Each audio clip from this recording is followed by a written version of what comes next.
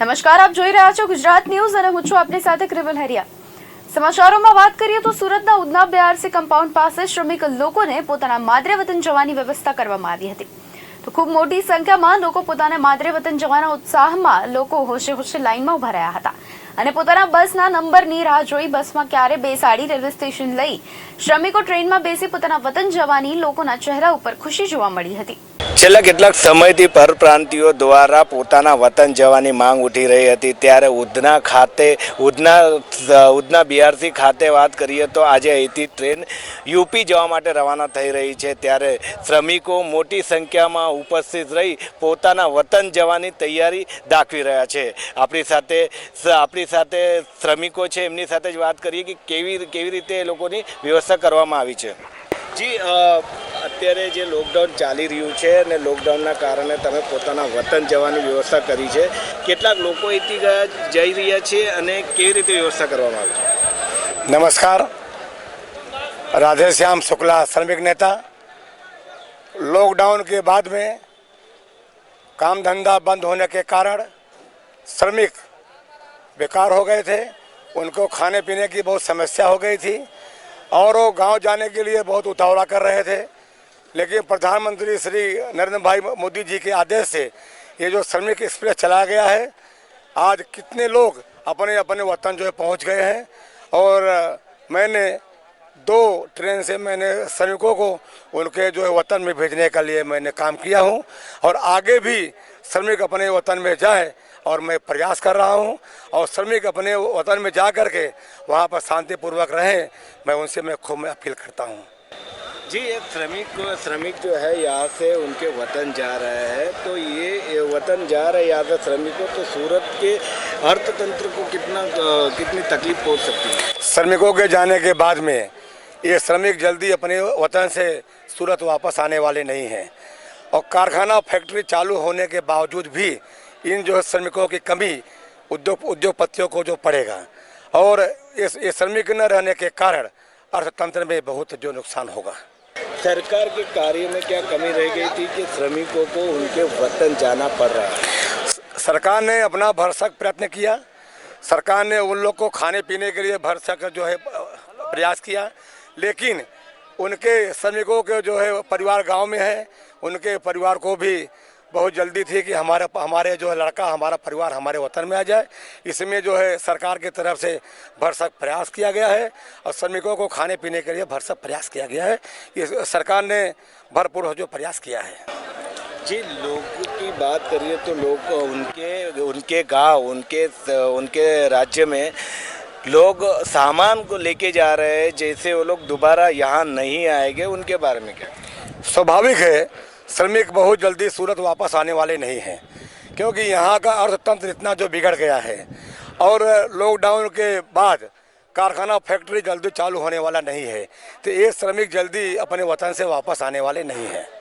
जी, આપણે જાણીશું જે શ્રમિકો એમના વતન જઈ રહ્યા છે એમની સાથે વાત કરીને પ્રયત્ન કરશું કે જાય છે ને ક્યારે આવશે।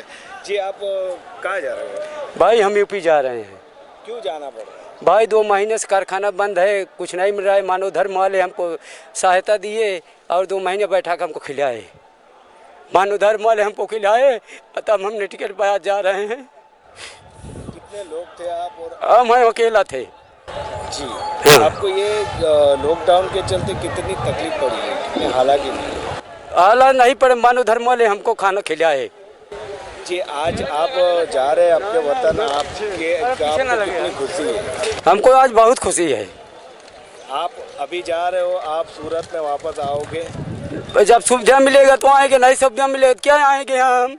जी, આ હતા શ્રમિકો, એમની વ્યથા। 30 વર્ષથી આ વ્યક્તિ સુરતમાં પોતાનું જીવન રોજગાર મેળવી રહ્યા હતા, જીવન ગુજારી રહ્યા હતા।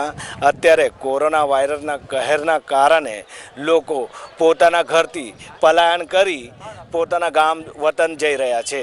આનંદ ગુરવનો રિપોર્ટ, ગુજરાત ન્યૂઝ, સુરત। કાળઝાળ ઉનાળામાં નવસારી જિલ્લાના ડુંગરાળ પ્રદેશ વાસદાના ઘણા ગામોમાં પાણીની સમસ્યા સર્જાય છે। વાસદાના ઝુંઝુ ડેમની ઉપર રાયબોર ગામના સિંગલમાળ ફળિયાના આદિવાસીઓ સુકાઈ રહેલા કૂવામાંથી દૂષિત પાણી ભરવા મજબૂર બન્યા છે। જેમાં પાણી પૂરતું ન મળવાને કારણે 2 કિલોમીટર નીચે ઉતરી જુજુ ડેમ વિસ્તારમાં પાણી લાવવું પડે છે, જેથી તંત્ર વર્ષ અગાઉ મંજૂર થયેલી યોજનાના કાગળ ઉપર રાખવાને બદલે તેને કવાયત કરે એવી આશા સ્થાનિકો સેવી રહ્યા છે. વાંસદા તાલુકાના સરહદી ગામોનું અને જુજ ડેમની નજીક ડુંગર પરના રાયબોર ગામના સિંગલ માળ ફળિયામાં 60થી વધુ આદિવાસી પરિવારો ઉનાળાના આકરા તાપમાં પાણી માટે વલખા મારવા પડી રહ્યા છે. છૂટાછવાયા ઘરોના આ ફળિયામાં ડુંગર પર આવેલા કૂવો હોળી બાદ સુકાવા લાગે છે, જેમાં હાલ ભર ઉનાળે કૂવામાં પાણીના સ્તર નીચે ઉતરી જતા અને જે પાણી બચ્યું છે એમાં લીલ જામી જવાના કારણે પાણી દૂષિત બન્યું છે. પરંતુ એના સિવાય પાણીનો કોઈ સ્ત્રોત ન હોવાના કારણે આદિવાસી મહિલાઓ બેડાઓ દ્વારા કૂવામાંથી દૂષિત પાણી ખેંચી ભરે છે અને આકરા તાપમાં માથે પાણી ભરેલા બેડા મૂકી ઘર સુધી પહોંચે છે. જ્યારે કૂવામાં પણ પાણી ઓછું હોવાથી તેમણે 2 કિલોમીટર નીચે જુજ ડેમના ચેકમેન્ટ વિસ્તારમાં ઉતરવા પડે છે અને ત્યાંથી પાણી ભરી ડુંગર ચડીને ઘરે પહોંચે છે, જેમાં મહિલાઓને કલાકો વીતી જતા તંત્ર સામે રોષ જોવા મળે છે. જ્યારે ઘણીવાર દૂધ કરતાં પણ વધુ ભાવ આપીને લોકોને પાણીનું ટેન્કર મંગાવવા પડે છે. અમારે પાણીની તકલીફ છે. અમારી બાજુમાં કૂવો છે. કૂવામાં પાણી હોળી સુધી ચાલતું છે અને તેમાં પણ હોળી પછી તો પૂરું જ થઈ જતું છે. થોડુંક રહેતું છે તો ગંદુ થઈ જતું છે, એટલે તે પણ અમને લાવીને પીવું પડતું છે ગાળીને. ને અમારે ફળિયામાં 200 જેટલા માણસો રહેતા છે અને તે લોકોને અડધાને પૂરું થાય ને અડધાને ઘટી પડતું છે. એટલે અમારે 1 કલાક નીચે જવું પડે. જવાનું કલાક થાય ને આવવાનું કલાક થાય. જુજ ડેમ છે પણ તે જુજ ડેમમાંથી ઉપર ડુંગર ઉપર પાણીની સગવડ થાય તેવું કરી આપતા હોય તો સરકાર સારું. વાંસદાના જુજ ડેમમાં પાણીનો ભંડાર ભર્યો છે, પણ એનાથી અંદાજે 2 કિલોમીટર ઉપર ડુંગર પર આવેલા રાયબોર ગામના સિંગલ માળ ફળિયામાં લોકોને પાણી માટે હેરાન થવું પડે છે. ગત વર્ષે વાંસદાના ધારાસભ્ય તેમજ તત્કાલીન જિલ્લા કલેક્ટરે સ્થળ મુલાકાત લઈ સિંગલ માળ ફળિયાની પાણી સમસ્યાનું નિરાકરણ લાવવા આશ્વાસન આપ્યું હતું. ત્યારબાદ લાખોની પાણી યોજના મંજૂર થઈ હતી, પણ મહિનાઓ વીતવા છતાં કાગળ પર જ રહેવાના કારણે સિંગલ માળના આદિવાસીઓને ધૂમધકતા તાપમાં દૂષિત પાણી ભરવું પડી રહ્યું છે. દૂષિત પાણી આરોગ્ય માટે પણ હાનિકારક હોવા છતાં લોકો પાણી પીવા મજબૂર છે. રાયબોર ગામ જે અમારું જૂથ ગ્રામ પંચાયત છે, અહીંયા સિંગળ માળ પર લોકોને પીવાનું પાણીની બહુ તકલીફ છે. અહીંયા લોકોને 2 કિલોમીટર અંતરે ડેમ આવેલો છે, જુજ ડેમ. ત્યાં નીચે બહુ બધું પાણી છે. ઉપર કૂવો છે પણ કૂવામાં પાણી રહેતું નથી. પાણી લગભગ હોળી સુધી રહે છે, પછી છે ને એ લોકોને પાણી ઘટી પડે છે. અહીંયા 60 એક પરિવાર રહે છે. એ લોકોને 60 પરિવારમાં અહીંયા કૂવામાં પાણી છે બહુ ગંદુ રહે છે, એટલે ઘરે આવીને ગાયને પીવું પડે છે. તેમજ ઢોર ઢાકર છે, એ લોકોને ઢોર ઢાકરને બી પાણી પીવામાં બહુ તકલીફ પડે, એટલે એ લોકોએ 1 કિલોમીટર અંતરે ડેમ પર ઉતરવું પડે ને ચડવું પડે. એમાં આખો દિવસ નીકળી જાય. તેમજ અહીંયા હાલના તબક્કે જોવા જાય તો ટેન્કરથી પાણી મંગાવવામાં આવે છે ને અહીંયા રોજગારી નથી ને ટેન્કરનો ભાવ ઓછામાં ઓછો 1000 રૂપિયા લે છે, એટલે દૂધ કરતાં બી મોંઘું પાણી વેચાતું લેવું પડે છે. ને અહીંયા જો ઉપર પર્વતમાળા પર અહીંયા 2 કિલોમીટર અંતરે પાણીની જો સુવિધા થઈ જાય તો એ લોકોને ઘર આંગણે પાણી મળી જાય, એ લોકો સુખી થાય. આ જ અમારી સરકારની અપીલ છે. ઉનાળો જિલ્લાના આદિવાસી અને ડુંગરાળ પ્રદેશ વાંસદા માટે વિકટ સાબિત થાય છે. તાલુકાના ઘણા ગામોમાં પીવાના પાણી માટે આદિવાસીઓએ 2 થી 3 કિલોમીટર દૂરથી પાણીના બેડા ભરીને લાવવા પડે છે. જ્યારે જિલ્લા વહીવટીતંત્ર પાણી યોજના સુવ્યવસ્થિત કરવાનો પ્રયાસ કરે એવી માંગણી ઉઠવા પામી છે. દીપક બારોટ, ગુજરાત ન્યૂઝ, નવસારી. માંડવી પોલીસમાં હોમગાર્ડ તરીકે ફરજ બજાવનાર મહિલાને કોરોના પોઝિટિવ આવ્યો હતો, જ્યારે ગત 3જી તારીખે મહિલાને સુરત સિવિલ હોસ્પિટલમાં ખસેડવામાં આવી હતી અને 11 દિવસની સારવાર બાદ મહિલાને રજા આપવામાં આવતા વતન આવતા લોકોએ તેનું સ્વાગત કર્યું હતું. સુરત જિલ્લામાં એક બાજુ કોરોનાનો કહેર વધી રહ્યો છે, ત્યારે પોઝિટિવ દર્દીઓ સાજા થવાની સંખ્યા પણ વધી રહી છે. જિલ્લાના માંડવી તાલુકામાં વધુ એક દર્દી કોરોના નેગેટિવ થઈ ઘરે પહોંચી હતી. ગત 3જી મેના રોજ સુરત જિલ્લાના માંડવીમાં વધુ એક કેસ પોઝિટિવ આવતા તંત્ર દોડતું થયું હતું. માંડવી પોલીસમાં હોમગાર્ડ તરીકે ફરજ બજાવતી 27 વર્ષીય યુવતીનો રિપોર્ટ પોઝિટિવ આવ્યો હતો. 1 મેના રોજ લેવાયેલા સેમ્પલમાં રિપોર્ટ પોઝિટિવ આવ્યો હતો. મહિલા હોમગાર્ડ રીનાબેન સરાધ્યાભાઈ ચૌધરી સરકુઈ ગામે ડેરી ફળિયામાં રહે છે અને માંડવીના સુપડી વિસ્તારમાં ફાળવેલા પોઈન્ટ પર ફરજ બજાવી રહી હતી. મહિલા હોમગાર્ડને હાલ સિવિલ હોસ્પિટલ ખાતે મોકલી દેવાઈ હતી. સિવિલ હોસ્પિટલમાં 11 દિવસની સારવાર બાદ આજે મહિલા હોમગાર્ડ રીનાબેન ચૌધરીને હોસ્પિટલમાંથી રજા આપવામાં આવી હતી. રીના ચૌધરી પોતાના ગામ સરકોઈ આવતા સ્થાનિક આરોગ્ય વિભાગ, પોલીસ વિભાગ તેમજ ગ્રામજનોએ ઉષ્માભર્યું સ્વાગત કર્યું હતું. સાથે તેમની ઉપર પુષ્પવર્ષા કરી કોરોનાને માત આપવા બદલ સ્વાગત કર્યું હતું. અમીશ ચાવડા, ગુજરાત ન્યૂઝ, બારડોલી. હાલ સુરતમાં લોકડાઉનને પગલે સુરતના મોટા ભાગના ધંધા ઉદ્યોગો બંધ છે, ત્યારે સુરતમાં ટેક્સટાઇલ ઉદ્યોગ પણ બંધ રહેવાથી રોજ લાખો રૂપિયાનું નુકસાન થઈ રહ્યું છે. જેથી વેપારી સંઘ ફોસ્ટા દ્વારા 3 કલાકના સ્લોટમાં માર્કેટ ખોલવાની પરમિશન માંગવામાં આવી છે. 2 માસના લોકડાઉનના કારણે ટેક્સટાઇલ ઉદ્યોગને રૂપિયા 10,000 કરોડનો વેપાર અટકી ગયો છે. જો સુરતનું ટેક્સટાઇલ માર્કેટ ખુલે તો અન્ય સેક્ટર જેવા કે વિવિંગ, નીટિંગ, પ્રોસેસિંગ સહિત ઘરગથ્થુ ટેક્સટાઇલને લગતું કામ કરતી મહિલાઓ પણ આજીવિકા મેળવી શકશે. જેને ધ્યાને લઈને 3 કલાકના 2 સ્લોટમાં 165 ટેક્સટાઇલ માર્કેટના 65,000 વેપારીઓને દુકાનો ખોલવા માટે પરવાનગી આપવામાં આવે તેવી માંગણી કરવામાં આવી છે. થોડા દિવસ પૂર્વે જ બાંહેધરી પત્રકના આધારે જીઆઈડીસીની એક હાર્ડવેર શોપ પોલીસે બંધ કરાવી કલમ 188 લગાડી હતી, જેને લઈને ઉદ્યોગોમાં ભયનું વાતાવરણ ઊભું થયું છે. પોલીસ સંકલન સાધીને ઉદ્યોગો અને ઉદ્યોગો સાથે સંકળાયેલી એન્સિલરી કાર્યરત રહે તે માટે વ્યવસ્થા ગોઠવી આપવા માંગ કરી છે.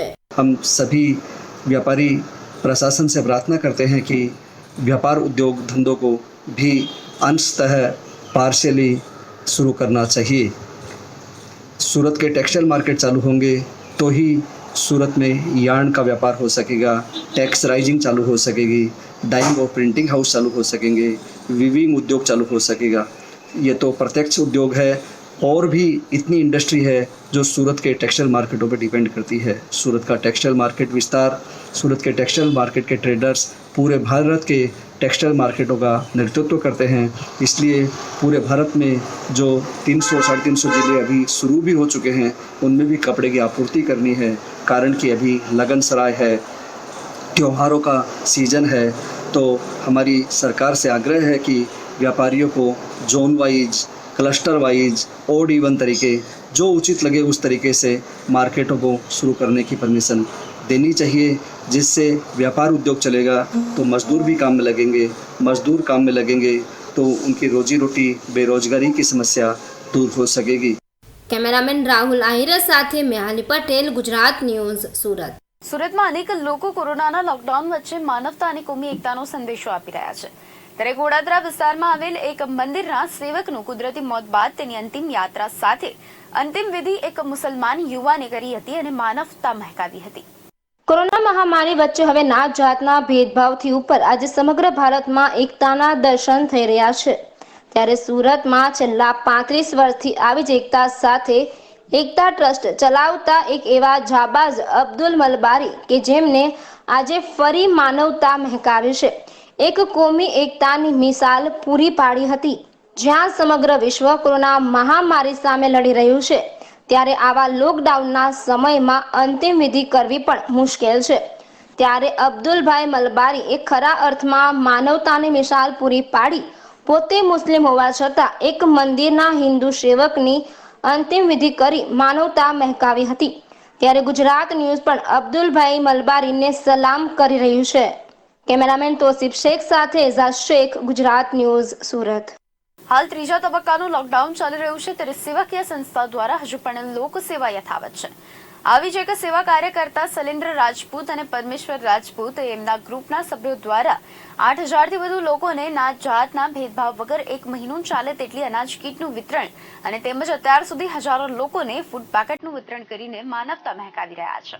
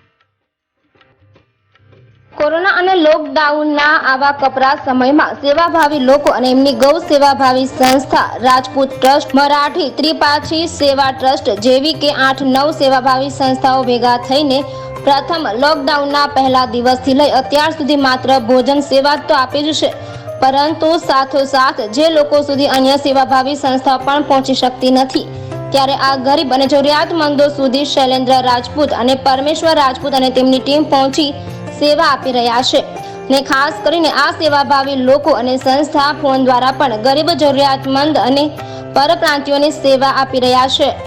આ સાથે આ સંસ્થા લોકોની રોગ પ્રતિકારક શક્તિ વધે એ માટે લોકોને ઉકાળો અને દવાનું પણ વિતરણ કરી ખરા અર્થમાં માનવ સેવા પૂરી પાડી રહ્યા છે। આ સાથે શૈલેન્દ્ર રાજપૂત અને પરમેશ્વર રાજપૂતની સાથે અન્ય સેવાભાવી સંસ્થાઓ જેવી કે ગુજરાત સેવાભાવી સંસ્થા, ગૌ સેવાભાવી સંસ્થા, રાજપૂત ટ્રસ્ટ, મરાઠી ત્રિપાઠી સેવા ટ્રસ્ટ જેવી 8 થી 9 સેવાભાવી સંસ્થા ભેગી થઈને આ સરાહનીય કામગીરી કરી રહી છે। આમ આ દ્વારા લોકડાઉનમાં આર્થિક પરિસ્થિતિ સામે લડતા લોકો માટે આ સેવાકીય સંસ્થાએ ઘણી જ મદદરૂપ નીવડી છે, એટલે બીજો સમાજ પણ એમની જેમ ગરીબ અને જરૂરિયાતમંદોને બહાર આવીને કોરોનાના આ લોકડાઉનમાં માનવતા મહેકાવે તે સમયની માંગ છે। पहले तो विजय भाई जिस दिन से लॉकडाउन हुआ है उस दिन से हम लोग पहले दिन से यानी ये 22 तारीख को लॉकडाउन हुआ तो 23 तारीख से ही हम लोग जो फूड पैकेट्स है ना, हम लोग हर एरिया वाइज हम लोगों के पास जो रिक्वायरमेंट थी, जिन लोगों को फूड पैकेट्स की ज़रूरत पहले दिन से थी, जिनका रोज़ कमाते और रोज़ खाते थे, उन लोग को घर पहुँच हम लोगों ने फूड पैकेट्स पहुँचाना चालू किया। तो पहले दिन से हम लोग ने 7 से 8 हज़ार लोगों को फूड पैकेट्स पहुँचाना चालू किया था। उसके बाद में जैसे जैसे दिन गए हमारे 2-4 दिन 8 दिन बाद में वापस रिक्वायरमेंट लोगों की बढ़ने लगी, क्योंकि उनकी जो कैपेसिटी थी, जो लोग रोज़ कमा के खाते थे, उनकी कैपेसिटी खत्म होने के बाद में हम लोगों के पास फ़ोन्स आने लगे और रिक्वायरमेंट आने लगी। तो हम लोगों ने कंटिन्यूस 12 से 13 हज़ार लोगों को फूड पैकेट्स बांटना चालू किया और हम लोग बांटते आ रहे हैं और आज भी हम लोग फूड पैकेट्स बांट रहे हैं। उसके अवैज में हम लोगों ने जैसे सैनिटाइजर्स की बॉटल्स आती है, फिर सैनिटाइजिंग करना एरिया वाइज, और हम लोगों ने आयुर्वेदिक जो गोलियां आती है, काढ़ा जो आता है, वो सब भी एरिया वाइज है ना। हम लोग क्या करते हैं, एरिया सिलेक्ट करते हैं। हमारे पास हमारी NGOs की 8 से 9 NGOs टीम साथ में काम कर रही है, जैसे GSS गुजरात सेवाभावी ट्रस्ट, गौ सेवा ट्रस्ट, फिर हमारे राजपूत समाज की ट्रस्ट है, मराठा कुंडी पाटिल समाज की ट्रस्ट है, फिर भरारी फाउंडेशन, ऐसे करके हमारे पास 8 से 9 लोगों की जो फाउंडेशन से वो साथ में काम कर रहे हैं। तो एरिया वाइज जैसे हम लोग ये गुजरात सेवाभावी ट्रस्ट है जो है, वो गोलियाँ जो आती है होम्योपैथिक, वो एरिया वाइज करती है, एरिया सिलेक्ट करते हैं, उन लोग नाम लिखते हैं और नाम लिख के घर पहुँच वो लोग एरिया पहुँचाते हैं। तो इस तरह हम लोग ये दवाइयाँ भी बांट रहे हैं। और दूसरा हम लोग क्या करते हैं कि जो भाई हमारे फंसे हुए हैं, जिनको यहाँ से जाना होता है, तो उन लोगों को भी हम लोग कलेक्टर के पास से अर्जियाँ अपनी एप्लीकेशंस दे के उनको परमिशन ला के देते हैं, और उन लोग को भी यहाँ से जो पलायन करना चाहते हैं, जो अपने नेटिव प्लेस जो भी उनका गाँव वहाँ जाना चाहते हैं, तो उसके लिए हेल्प कर रहे हैं। दूसरा हम लोग बसेस की फैसिलिटीज़ भी अलॉट कर रहे हैं। तो हम लोगों की कोशिश जारी रहे कि हम लोगों से हो सके वो जो ये एक युद्ध है, जो महामारी जो आई है, हमको हमारा दुश्मन पता नहीं कौन है, कहाँ से है, तो हम लोग हमारी कोशिश पूरी तरह से जारी रखी है और हम लोग से जो भी होगा वो करने की कोशिश हम लोग करते हैं। और आज दिन तक हम लोग को भगवान की मेहरबानी है कि हम लोग उसमें सफल हुए हैं। दुख होता है, लेकिन सफल शब्द नहीं यूज़ करना चाहिए, दुख होता है, लेकिन हम लोग ने वो कार्य आज दिन तक पार किया और आगे भी भगवान की मेहरबानी रहे। तो जब तक ये संकट है और जो भी आदमी बंदा संकट में होगा, उसको हम लोग कोशिश करेंगे कि वो संकट में से निकालने की उसको कोशिश करो, उसको हुफ दें, ताकि उसका मॉरल बढ़े और इसकी संघर्ष शक्ति जो उसकी है वो बढ़े और वो ये संकट में फाइट दे सके। सर, इसमें ऐसा है कि पहले दिन से जैसा लॉकडाउन चालू हुआ तो हम लोगों ने जैसा खाने की सेवा चालू की थी, तो हमारे लोक लाडले सांसद श्री CR पाटिल साहब और लोकप्रिय धारासभ्य श्री संगीताबेन द्वारा हमको बोला गया था कि आपको जहाँ जहाँ जिसको रिक्वायरमेंट है खाने की, वहाँ वहाँ आपको सुविधा देनी है। तो वो पहले दिन से हम लोगों ने चालू की थी। और पहले जहाँ जहाँ मतलब पॉइंट थे, जैसा TRB पॉइंट है, SMC का पॉइंट है, हर जगह हम लोगों ने पुलिस स्टेशन में भी कोई आरोपी होता है, तो क्योंकि होटलों बंद होने की वजह से उनको खाना नहीं पहुँच पाता था, तो हम लोगों ने वहाँ भी पहुँचाया। और हर जगह सोसाइटी वाइज हम लोगों ने ये डिसाइड किया था कि भाई ज़्यादा भीड़ नहीं होनी चाहिए। तो हम लोगों ने जैसा सिलेक्टेड आदमी सिलेक्ट किए थे कि कोई दिव्यांग है, तो दिव्यांगों के मोहल्ले में एक भाई को दे दिया, वो 50 पैकेट उनको दिव्यांगों को खिला रहे हैं। अलग अलग सोसाइटी में नवागांव में, लिम्बायत है, डिंडोली, अलग अलग एरिया में हम लोगों ने ऐसा मतलब चालू किया था। उसके बाद में जैसा खाना बढ़ते गया, फिर उसके बाद में रिलीफ सेंटर चालू हुए थे। रिलीफ सेंटरों में भी हम लोगों ने खाना पहुंचाया। वो रिलीफ सेंटरों में कम से कम 25,000 तक हम लोग खाना पहुंचाते थे। और डेली साहब के और बहन के द्वारा हम लोग कम से कम 10 से 15 हज़ार लोगों को खाना पहुंचा रहे थे हर एरिया वाइज। जैसे बहन को फोन जाते थे तो बहन बोलती थी कि यहाँ खाना देना है, ठीक है, ओके। तो वहाँ उनको हम लोग हर एक टीम द्वारा, हमारी जो टीम है गुजरात सेवाभावी संस्था है, गौ सेवा ट्रस्ट है, कुंभी पाटिल समाज ट्रस्ट है, फिर सुसमाज ट्रस्ट है, बरारी फाउंडेशन, ये सब टीम मिलके हम लोग सब पूरी टीम के साथ में हम लोग काम कर रहे थे। तो ये टीम के द्वारा सब अलग अलग डिस्ट्रीब्यूशन कर रहे थे। कोई टीम मतलब आयुर्वेदिक काढ़ा बांटेगी, कोई होम्योपैथिक दवा बांटेगी, कोई सैनिटाइजर देगा, कोई खाना देगा। मतलब कोई 5-7 टेम्पो है जो लेने के लिए जाते हैं, फिर डिस्ट्रीब्यूशन करने का रहता है। हर एक टीम मतलब अलग अलग जवाबदारी ले रही थी और बहुत अच्छी तरह से वो लोग काम कर रहे थे और निभा रहे थे, उनका कर्तव्य निभा रहे थे। કેમેરામેન તોસીફ શેખ સાથે એઝાજ શેખ, ગુજરાત ન્યૂઝ, સુરત।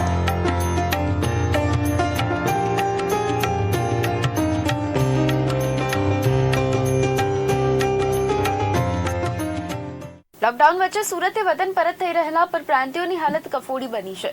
ત્યારે અડાજણનું સાઈરાજ ગ્રુપ આવીને ફોર્મ ભરવાથી લઈને વતન જવા રસ્તામાં ખાવાની પણ વ્યવસ્થા કરી કેટલાક લોકોને વતન મોકલ્યા હતા। ત્યારે ફરી આ ગ્રુપ દ્વારા સરાહનીય કામ કરવામાં આવ્યું હતું। હાલ દેશમાં પરપ્રાંતીય લોકો માટે પોતાનું અને પરિવારનું ગુજરાન ચલાવવું સૌથી મોટી સમસ્યા થઈ પડી છે। ત્યારે સુરત શહેરમાં પરપ્રાંતીય માટે વિવિધ સંસ્થાઓ સામે આવી રહી છે। ગરીબો માટે ફોર્મ ભરવાથી લઈ વિવિધ સમસ્યાઓ સામે આવતી હોવાથી અડાજણના સાંઈરાજ ગ્રુપ મેમ્બર પવન સવાણી, સંજય સહાની, આનંદ ચસિયા દ્વારા ગરીબ અને જરૂરિયાતમંદ પરપ્રાંતિયો કે જેમને પડતી અગવડતા જેવી કે ડોક્યુમેન્ટરી કાર્યવાહી કલેક્ટર પરવાનગી સુરતથી તેમના માદરે વતન મોકલ્યા હતા। ત્યારે ફરી તેમણે સુરતથી આઝમગઢ શ્રમિકોને તેમના માદરે વતન મોકલ્યા હતા અને આ સાથે તેમણે રસ્તામાં ખાવાથી લઈને પાણીની દરેક વ્યવસ્થાની મુસાફરીમાં કામે આવતી હોય તેની પણ વ્યવસ્થા અડાજણના સાંઈરાજ ગ્રુપ અને ગ્રુપના સેવાભાવી મેમ્બરો દ્વારા કરવામાં આવતા માદરે વતન જતા પરપ્રાંતિયો ખુશીથી પોતાની લાગણી દર્શાવતા નજરે દેખાયા હતા। તો સભ્યોએ આવા કેટલાય પરપ્રાંતિયોને કે જેઓ ખુશ થઈ સાંઈરાજ ગ્રુપ અને ગ્રુપના સેવાભાવી સભ્યોનો આભાર માની રહ્યા છે। અત્યારે અમે લોકો ઉગત બોટાનિકલ ગાર્ડનને ત્યાં છે અને આજે રાતના 10 વાગ્યે આઝમગઢ ઉત્તર પ્રદેશ માટે અરવિંદભાઈ સાહની અને પવનભાઈ સાહનીના આયોજન નીચે 1600 માણસોને અમે લોકો આઝમગઢ મોકલવાના છે। સોશિયલ ડિસ્ટન્સમાં સવારથી જ અમારા જે કાર્યકર્તા છે, જે લોકો એના જે આયોજક જે છે એમના કાર્યકર્તા છે એ બોલું મેનેજ કરે છે અને બધાને વ્યવસ્થિત લાઇનસર બેસવાડીને સોશિયલ ડિસ્ટન્સનું બધું મેનેજ કરે છે। માર્ક્સમાં અત્યારે જ્યારે સ્કેન થશે ત્યારે અમારી લાયન્સ ક્લબ તરફથી અમે લોકો બધાને માર્ક્સ આપવાના છે। એટલે જ્યારે સ્કેનિંગ કરશે ત્યારે અમે બધાને મતલબ માર્ક્સ આપવાના છે। સવારે 11-12 વાગ્યાથી મતલબ લોકો આવવાનું શરૂ થયેલું છે। અત્યારે 1600 પેસેન્જર અહીંયા પહોંચી ગયેલા છે। અહીંયા જે આપણે ઉત્તર ભારતીયના શ્રમિકો લોકો છે, આજે અમુક પાંડેસરાથી આવેલા છે, અમુક કોસાડથી આવેલા છે ને અમુક પાલનપુર જગતનાકા અને રાંદેર વિસ્તારના છે। અહીંયા આપણે એસએમસી ટીમ દ્વારા પહેલાં તો સ્કેનિંગ થશે, પછી બધાને બસમાં બેસાડીને સ્ટેશન સુધી સહયોગ આપશે, પછી ત્યાંથી ટ્રેન દ્વારા એ લોકોને આઝમગઢ મોકલવામાં આવશે। અને અમારા ટ્રેન ત્રીજી વાર અમે ટ્રેનનું બુકિંગ કર્યું છે। અમે અહીંયાથી અત્યારે આઝમગઢ જશે, અહીંયાથી એસટી બસમાં અમે સ્ટેશન સુધી જઈશું અને ત્યાં એમને ટ્રેનમાં બેસાડીને પછી એ લોકો આઝમગઢ એમના વતન જશે। અમારા સંસદ દ્વારા એમને ટ્રેનમાં મુસાફરી માટે કોઈ તકલીફ ન પડે તે માટે પાણીના બોટલ અને ફ્રૂટ એવું અમે અમારે સંસદ દ્વારા અમે આપીએ છીએ। કેમેરામેન અલમાસ ખાન સાથે મેહાલી પટેલ અને એઝાજ શેખ, ગુજરાત ન્યૂઝ, સુરત। તો આ હતા અત્યાર સુધીના સમાચાર। વધુ સમાચાર માટે આપ જોતા રહો ગુજરાત ન્યૂઝ સત્યની સાથે। ધન્યવાદ।